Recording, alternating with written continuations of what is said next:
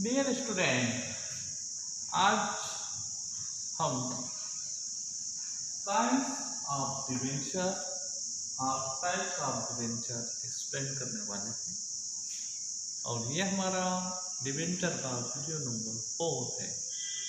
ठीक है, तो जिन स्टूडेंट ने हमारा चैनल सब्सक्राइब नहीं किया है वो प्लीज़ चैनल को सब्सक्राइब करें। ठीक है, तो डिबेंचर जो होते हैं वो 6 टाइप के होते हैं। कितने टाइप के होते हैं? 6 टाइप के होते हैं। नंबर 1 आता है registration on the basis of registration. Registration के बेस पे डिबेंचर जो होते हैं वो 2 टाइप्स के होते हैं।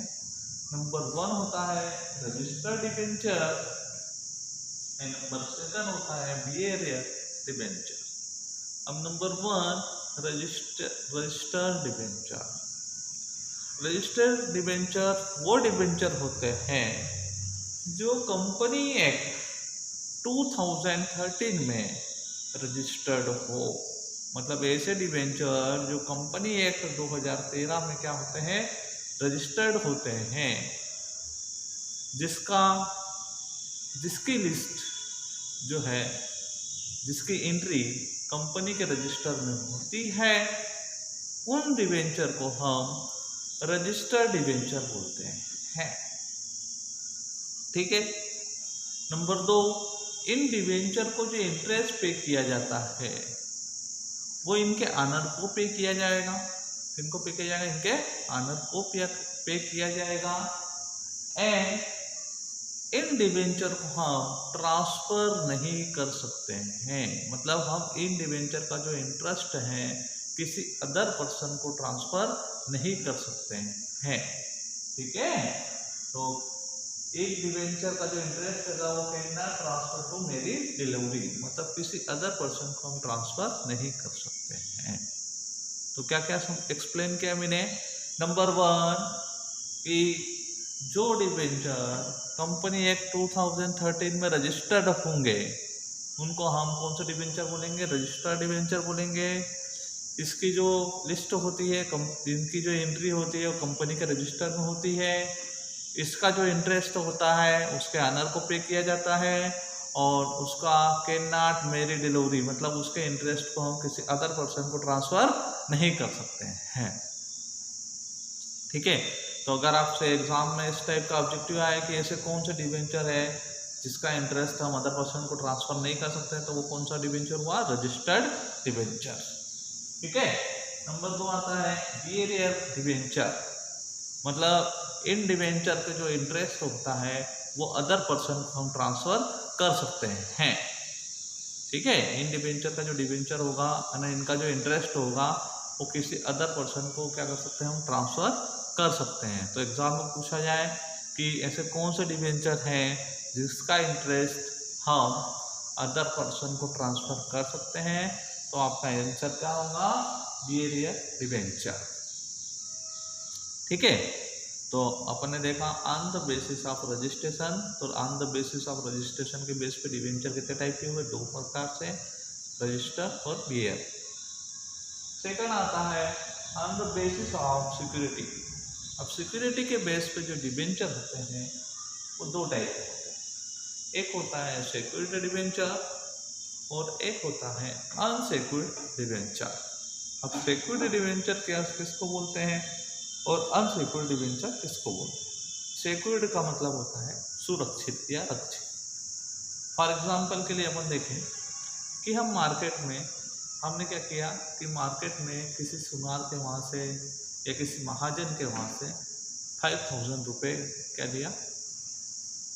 क्रेडिट लिए, उधार लिए। ठीक है, तो क्या वो हमको 5000 रुपये दे देगा? नहीं देगा। तो हम क्या करेंगे? हो सकता है कि हम उसके वहाँ कोई चीज़ क्या रखें? सिक्योरिटी के रूप में रख दें। सिक्योरिटी मतलब गिरवी के रूप में रख दें। सपोज करो कि हमने उसके वहाँ कोई क्या बोलते हैं सोने की जो घड़ी थी वो हमने क्या कर दी? उसके यहाँ गिरवी रख दी। ठीक है, सिक्योरिटी के रूप में क्या रख दी? गिरवी रख दी। अब हमने लिए उससे 5000 और हमने सिक्योरिटी के रूप में हमारी जो है वो अंगूठी 7,500 की गिरवी रख दी। तो ये हुआ क्या कौन सा डिबेंचर? Secured debenture. मतलब हमने जितने उससे उधार लिए हैं उससे ज़्यादा की चीज़ अगर हम उसके वहाँ गिरवी रखेंगे तो वो होता है सेक्योर्ड डिबेंचर। क्या होता है? Secured debenture. ठीक है। अनसेक्योर्ड डिबेंचर मतलब अपन ने उससे उधार तो ले ली लेकिन उसके पास कोई भी चीज़ सिक्योरिटी के रूप में नहीं रखी है, कोई भी चीज़ गिरवी के रूप में नहीं रखी है, वो होता है अनसेक्योर्ड डिबेंचर। जैसे मैंने 5,000 उधार ले लिए और मैंने उसके यहाँ कोई भी चीज़ गिरवी के रूप में नहीं रखी है, सिक्योरिटी के रूप में नहीं रखी है, तो होता है अनसेक्योर्ड डिबेंचर। तो सेक्योर्ड डिबेंचर किसको बोलते हैं? कि सेक्योर्ड डिबेंचर वो डिबेंचर होते हैं कि जिन डिबेंचर पर मतलब हमने क्या कर रखा है? उधार लिया है और उससे ज़्यादा की चीज़ हमने क्या रख रखी है? सिक्योरिटी के रूप में रख रखी है, तो वो होता है सेक्योर्ड डिबेंचर। अनसेक्योर्ड मतलब जिनके वहाँ हमने उधार तो लिया है लेकिन कुछ भी चीज़ सिक्योरिटी के रूप में नहीं रखी है, वो होता है अनसेक्योर्ड डिबेंचर। ठीक है। अब सेक्योर्ड डिबेंचर होते हैं वो दो टाइप के होते हैं, एक फिक्स्ड मॉर्टेज वाले और एक होते हैं फ्लोटिंग मॉर्टेज वाले। फिक्स्ड मॉर्टेज वाले मतलब उनके वहाँ वो चीज़ हमेशा के लिए क्या रख दी है? फिक्स्ड रूप से क्या रखी है? मॉर्टेज के रूप में रखी है। मॉर्टेज मतलब बंधक या गिरवी। ठीक है। और फ्लोटिंग मॉर्टेज मतलब हम क्या कर रहे हैं? चीज़ क्या करते रह रहे हैं? बदलते रह रहे हैं। ठीक है। तो दोनों क्लियर हो गया। सिक्योरिटी के बेस पे सिक्योर्ड मतलब कोई चीज़ गिरवी रखना, मतलब कोई चीज़ सिक्योरिटी के रूप में रखना। अनसिक्योर्ड कोई भी चीज़ गिरवी के रूप में नहीं रखना। ठीक है। थर्ड आता है, तो थर्ड के भी दो पार्ट हैं, एक है रिडम्बल डिबेंचर और एक होता है इनरिडम्बल डिबेंचर। ठीक है। रिडम्बल डिबेंचर मतलब ऐसे डिबेंचर जिनका पेमेंट 2 साल, 3 साल, 4 साल में हो जाता है, वो होता है रिडम्बल डिबेंचर। मतलब जिनका पेमेंट क्या हो? एक निश्चित टाइम पीरियड में जिनका पेमेंट हो जाए। वो 2 साल भी हो सकते हैं, 3 साल भी हो सकते हैं, 4 साल भी हो सकते हैं, 5 साल भी हो सकते हैं। तो उन डिबेंचर को क्या बोलेंगे हम? रिडम्बल डिबेंचर। इनरिडम्बल डिबेंचर मतलब ऐसे डिबेंचर जिनका जो पेमेंट है वो कंपनी के लाइफ टाइम में नहीं होता है, मतलब जिनका पेमेंट की डेट फिक्स नहीं होती है या जिनका पेमेंट कंपनी के लिक्विडेशन तक भी नहीं होता है, वो होता है इनरिडम्बल डिबेंचर। क्लियर? तो थर्ड पॉइंट भी क्लियर है। फोर्थ आता है मोड ऑफ रिडम्पशन। अब रिडम्पशन के बेस पे डिबेंचर कितने टाइप के होते हैं? तो रिडम्पशन के बेस पर डिबेंचर होंगे दो टाइप के, एक होंगे कन्वर्टेबल और एक होंगे नॉन कन्वर्टेबल। कन्वर्टेबल का मतलब होता है कि जिन डिबेंचर को हम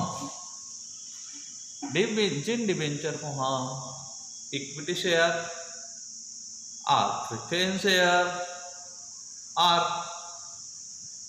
डिबेंचर में कन्वर्ट कर दें, मतलब जिनको हम शेयर में भी कन्वर्ट कर सकते हैं और डिबेंचर में भी कन्वर्ट कर सकते हैं। अब डिबेंचर में बोले सर डिबेंचर में कैसे कन्वर्ट होते हैं? तो पहले 9% वाले थे, अब उसको 7% में कन्वर्ट कर दें।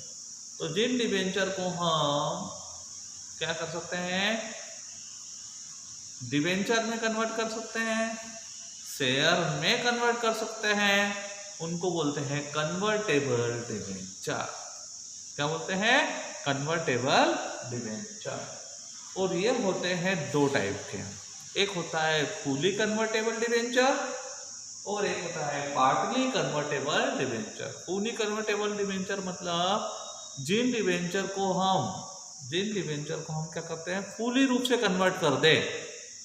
फुली रूप से कन्वर्ट कर दे मतलब पूरा की पूरा कन्वर्ट कर दे, वो हो गया फुली कन्वर्टेबल डिबेंचर। सेकंड होता है पार्टली कन्वर्टेबल डिबेंचर, मतलब उसमें क्या है कि सपोज करो हमारे पास 1 लाख के डिबेंचर थे, उसमें से हमने क्या किया? 50,000 के डिबेंचर को ही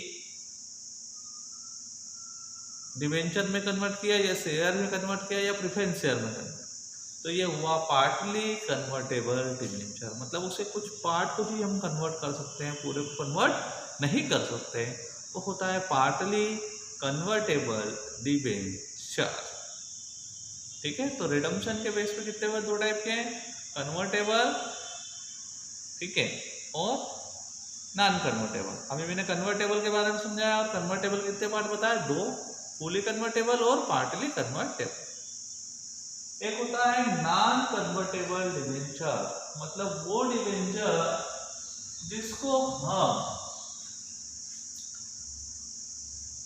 डिबेंचर में या प्रेफरेंस शेयर में या इक्विटी शेयर में कन्वर्ट नहीं कर सकते हैं, उन डिबेंचर को बोलते हैं हम नॉन कन्वर्टेबल डिबेंचर। मतलब हम जिसको कन्वर्ट नहीं कर सकते हैं वो क्या हुए, नॉन कन्वर्टेबल डिबेंचर। ठीक, तो हमारा फर्स्ट, सेकंड, थर्ड, फोर्थ तक कंप्लीट हो गया।